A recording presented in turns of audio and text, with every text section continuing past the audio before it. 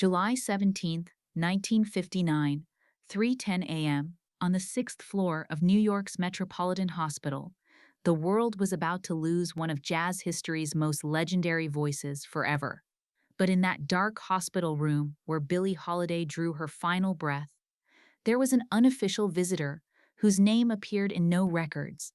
This woman, dressed in a nurse's uniform, would hear Lady Day's deepest secret, one that would remain buried for 44 years.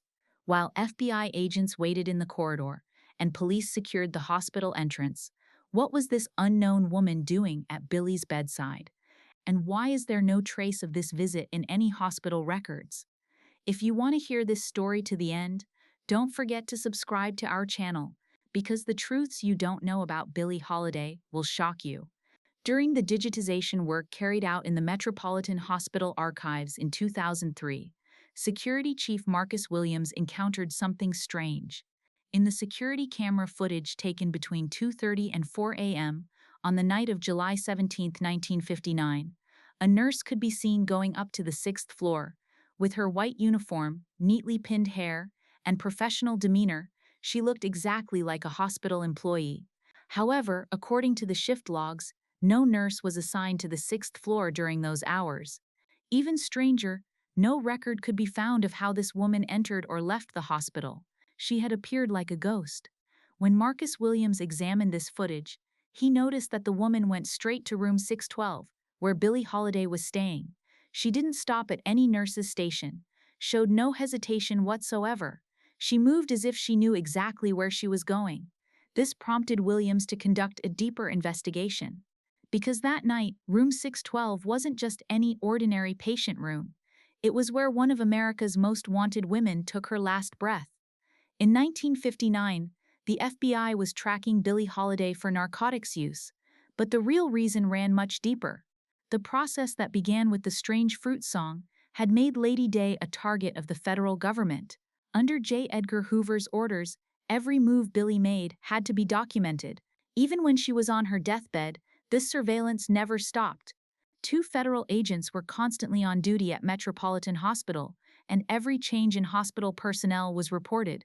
Agent Robert Sterling was one of the men waiting in the corridor that night. In an interview he gave after retiring in 2003, he said he remembered the unusual details of that night. Around 2 a.m., hospital director Dr. Alfred Margulies approached them and informed them that Billie Holiday's condition was becoming critical. He stated that under normal circumstances, no visitors would be allowed, and only medical personnel would enter the room for emergency interventions. However, at 2:30 a.m., Sterling noticed a nurse walking down the corridor. The woman was heading toward room 612. Morrison went to the nurses' station to check which nurses were on duty on the 6th floor at that time. Shift supervisor nurse Margaret Chen said that she was the only one on their floor at that moment, and that no nurse had entered room 612. This situation worried the agents, but Dr. Margulies reassured them. Perhaps it was a close friend who wanted to be with Billie in her final hours, and hospital security had overlooked it. But the truth was nothing like that. This woman was neither Billie Holiday's family nor anyone from her close circle. In the late 1990s, investigative journalist Helen Rodriguez, who worked for the New York Times, was conducting comprehensive biographical research on Billie Holiday's life. She was the first person to notice this inconsistency in the security camera records while examining hospital archives. Rodriguez requested all records from that night, from hospital management, and encountered something very surprising. The woman clearly visible in the security camera footage was not listed in the hospital personnel records in any way. Even more interesting was the inability to determine the woman's entry and exit times from the hospital. All entrances were checked, including the main entrance, emergency room entrance, staff entrance, and even fire escapes. The woman seemed to have appeared inside the hospital and disappeared in the same manner. This led Rodriguez to conduct deeper research. Rodriguez began conducting interviews with personnel who worked at the hospital during that period. The most valuable witness she found in 2000 was retired security guard Thomas Fletcher. Fletcher remembered being on duty that night and experiencing something very strange. Around 2:45 a.m., he heard the elevator bell ring, and when the doors opened, he saw that no one was there. This made him suspicious because the elevator wouldn't move automatically unless someone called it. When he went up to the sixth floor, he saw that the corridor was quiet, with only the FBI agents waiting. So what did this mysterious woman say to Billie Holiday? And more importantly, what secret did Lady Day entrust to her? The answers to these questions would only emerge in 2003 in a very unexpected way. Dorothy Washington, a 73-year-old retired teacher living in Brooklyn, revealed the secret she had kept for 44 years in an interview with a local newspaper. Dorothy Washington was the mysterious woman who had been with Billie Holiday at Metropolitan Hospital that night. Dorothy's story began in 1955. At that time, 21-year-old Dorothy worked part-time at the Apollo Theater in Harlem. In this venue where Billie Holiday gave regular concerts, an unexpected friendship developed between the two women. Dorothy was one of the rare people who calmed Billie during her moments of stage fright and had long conversations with her backstage. As Lady Day's heroin addiction deepened, Dorothy became like an anchor point for her. When news reached Dorothy in July 1959 that Billie Holiday had been hospitalized, the young woman wanted to visit her. However, she knew she couldn't enter the hospital as a normal visitor due to FBI surveillance and police protection. Dorothy's sister Helen Washington worked as a nurse at Metropolitan Hospital and told Dorothy that she wanted to help Billie. Helen gave Dorothy a spare nurse's uniform and found a way to get her into the hospital. That night, Dorothy Washington stayed at Billie Holiday's bedside for 30 minutes. Lady Day was very weak at the time. Her speech was difficult, but she was conscious. When she saw Dorothy, a sparkle appeared in her eyes, and she squeezed her hand tightly. In that final conversation, Billie Holiday told Dorothy about the biggest regret of her life. She said that before she started singing Strange Fruit, she had lived a very different life, and music was just an escape route for her. However, the most surprising thing Billie Holiday told Dorothy was a secret not in the FBI files. Lady Day confessed that in 1943, when she was working with Duke Ellington's orchestra, she had provided some information on behalf of the federal government. During that period, she had reported to the FBI about communist activities in Harlem. This situation had left her in pangs of conscience for years. Her decision to start singing Strange Fruit was actually a result of this regret. Behind her fight against racism was a powerful motivation created by this feeling of betrayal from her past. Dorothy Washington didn't share this secret with anyone for 44 years, because Billie Holiday had asked her never to reveal this conversation. Lady Day thought that if this information was disclosed, both her own memory would be damaged, and the families of the people she had informed on, who might still be alive, could be harmed. Dorothy agreed to speak only after she was sure that everyone affected by this incident had died. How Dorothy Washington entered the hospital was also a separate story. The plan prepared with the help of her sister Helen Washington was quite professional. Helen taught Dorothy the hospital layout, showed her nurse behaviors, and most importantly, informed her about what security gaps existed that night. Metropolitan Hospital in 1959 didn't have the modern security systems of today. During the night shift, the number of personnel decreased, and security guards were more relaxed. After putting on the nurse's uniform, Dorothy entered the hospital through the staff entrance. She passed the security checkpoint using Helen's ID card. Photo ID cards weren't common at that time, they only had name and department information written on them. Since Dorothy and Helen resembled each other, this passage wasn't a problem. When she reached the sixth floor, she noticed the FBI agents, but they also perceived Dorothy as a normal nurse. Dorothy's heart was beating rapidly as she entered room 612. She knew she would see Billie Holiday for the last time, and that this farewell meeting would be very special. When she entered the room, Lady Day was sleeping, but she opened her eyes when she heard Dorothy's footsteps. The smile that appeared on Billie's face when she saw Dorothy was a mixture of both happiness and sadness. It was as if she had finally met someone she had been waiting for a long time. According to Dorothy Washington's account, Billie Holiday was confronting her past in that final conversation. Lady Day said that when she first provided information to the FBI at the beginning of her career, she had done it only for money. In those years, her financial situation was very bad. Heroin addiction had begun, and the federal agent's offer seemed very attractive.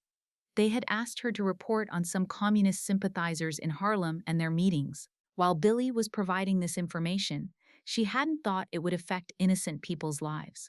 However, when she learned in the mid-1940s that the FBI was targeting some artists and intellectuals with this information, she began to experience great pangs of conscience, especially the arrest of young poet Marcus Johnson from Harlem and the destruction of his career deeply affected Billie.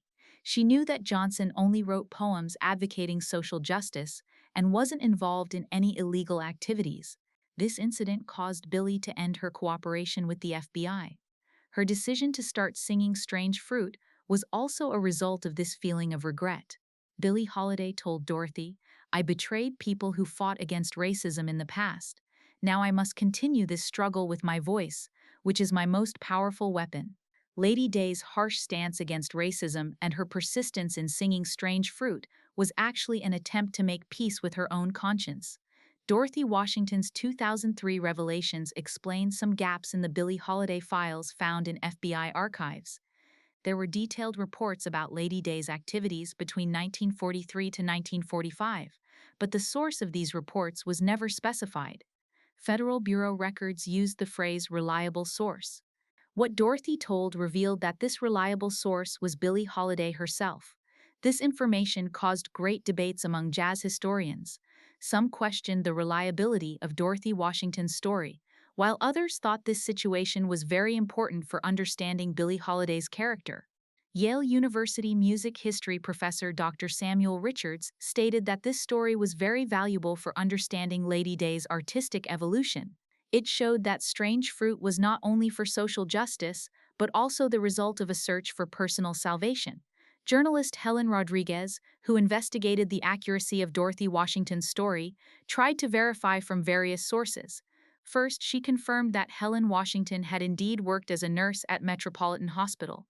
Hospital personnel records showed that Helen worked between 1952 and 1967, performed well, and received no disciplinary action. Records were also found in the Apollo Theater archives that Dorothy Washington worked part-time between 1955 to 1958. Some former Apollo employees remembered Dorothy and confirmed that she had established a close friendship with Billie Holiday.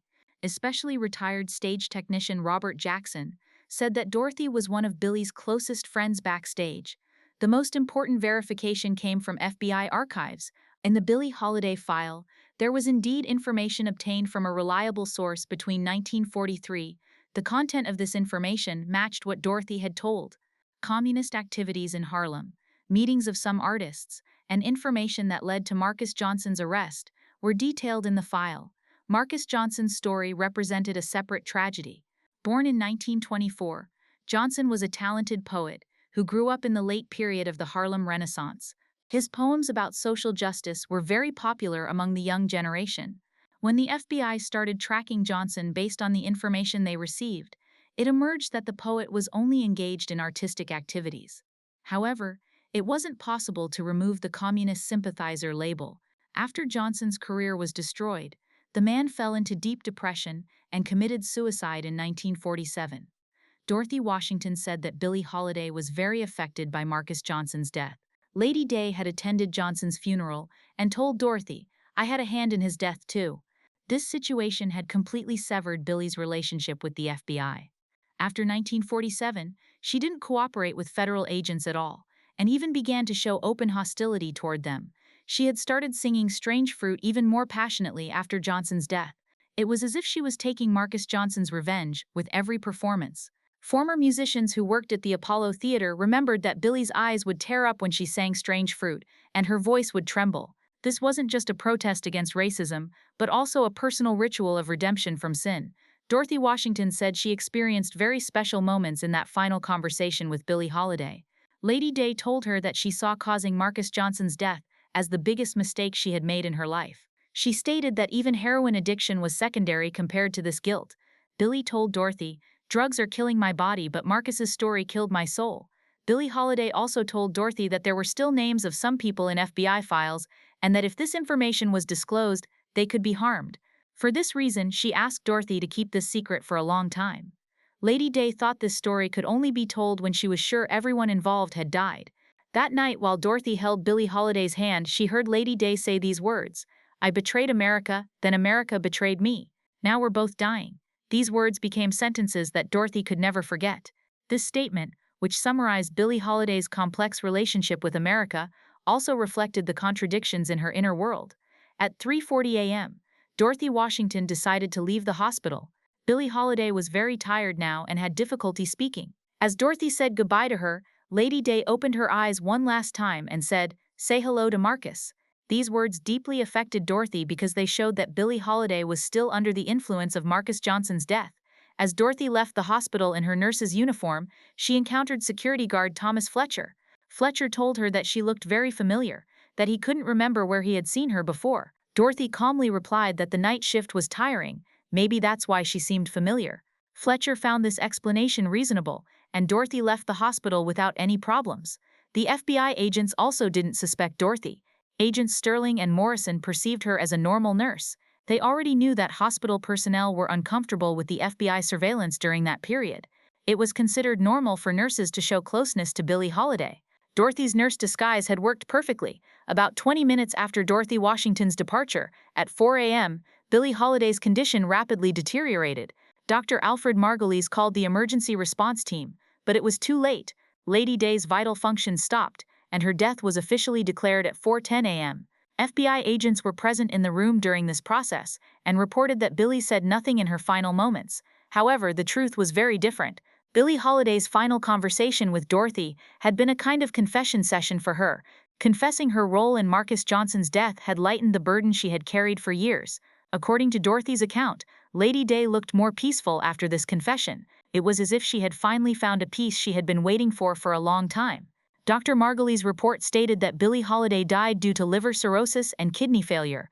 However, according to Dorothy Washington's observations, Lady Day's real cause of death was spiritual exhaustion. Years of guilt, FBI surveillance, and heroin addiction had killed her from the inside. Physical illness had only delivered the final blow. Why did Dorothy Washington decide to speak after 44 years? The answer to this question was quite interesting. In 2003, Dorothy's granddaughter, Sarah Williams, was pursuing a master's degree in music history at Columbia University. Sarah's thesis topic was Billie Holiday's political influences. Dorothy realized during her granddaughter's work that there was very little documented information about Lady Day. During the same period, Marcus Johnson's family was also conducting research on the subject. Johnson's sister Ruth Johnson Williams was trying to learn why her brother had been targeted. As FBI documents were declassified, it emerged that Marcus had been surveilled only because of his poems. Ruth Williams was very affected by this situation and wanted to clear her brother's memory. When Dorothy Washington met Ruth Williams, she decided it was time to reveal the truth about Marcus Johnson. There was no one left alive from that period. Since the FBI agents, hospital personnel, and even Billie Holiday's close circle had died, revealing this secret wouldn't harm anyone. Dorothy Washington's revelations became an important turning point in music history. Billie Holiday's relationship with the FBI was now fully understood. It emerged that Lady Day sang Strange Fruit, not only as a protest against racism, but also as personal atonement. This information necessitated a re-evaluation of Billie Holiday's artistic motivation. Great debates began among jazz historians. Some found Billie Holiday's provision of information to the FBI unacceptable, while others thought that her regret about this situation and her effort to make amends was more important. Especially academics working on social justice issues stated that this information was very valuable for understanding Lady Day's complex personality. Marcus Johnson's family, however, remained very grateful to Dorothy Washington. For years, they didn't know why their brother had been targeted. Thanks to this revelation, it was definitively revealed that Marcus was innocent. The Johnson family republished Marcus's poems in 2004 and tried to keep his memory alive. When Dorothy Washington died in 2009 at the age of 79, many musicians and jazz enthusiasts attended her funeral. Her friendship with Billie Holiday and the secret she kept for 44 years had become legendary in the jazz world. In Dorothy's will, it was revealed that there were audio recordings of her final conversation with Billie Holiday. She had hidden the recording device in the pocket of her nurse's uniform and recorded what happened that night. These audio recordings are now preserved in Columbia University's music archives. Dorothy Washington's granddaughter, Sarah Williams, ensured that these recordings would be made available to future generations. Hearing Billie Holiday's confessions about Marcus Johnson in her own voice is an invaluable document for understanding Lady Day's spiritual world. Although this story is closed, some questions still await answers. What other information did Billie Holiday give to the FBI? Who else besides Marcus Johnson was affected by this information? And most importantly, are there other secrets that Lady Day told Dorothy on her final night? There are still classified Billie Holiday documents in FBI archives. These documents will be opened in 2029, and perhaps then the whole truth will come out. Dorothy Washington's courage in revealing this secret led to many lost stories in history coming to light. Billie Holiday's final night of July 17, 1959, is no longer a completely unknown night. Thanks to Dorothy Washington, Lady Day's final words and final thoughts have been preserved. This story shows us that sometimes the biggest secrets are kept by the most unexpected people and revealed at the most appropriate time. Perhaps Billie Holiday, by having Dorothy with her that final night, knew that the truth would one day be revealed. Lady Day's final gift was this lesson in honesty that she left to future generations. The story of one of America's most complicated artists was completed through Dorothy Washington's courage.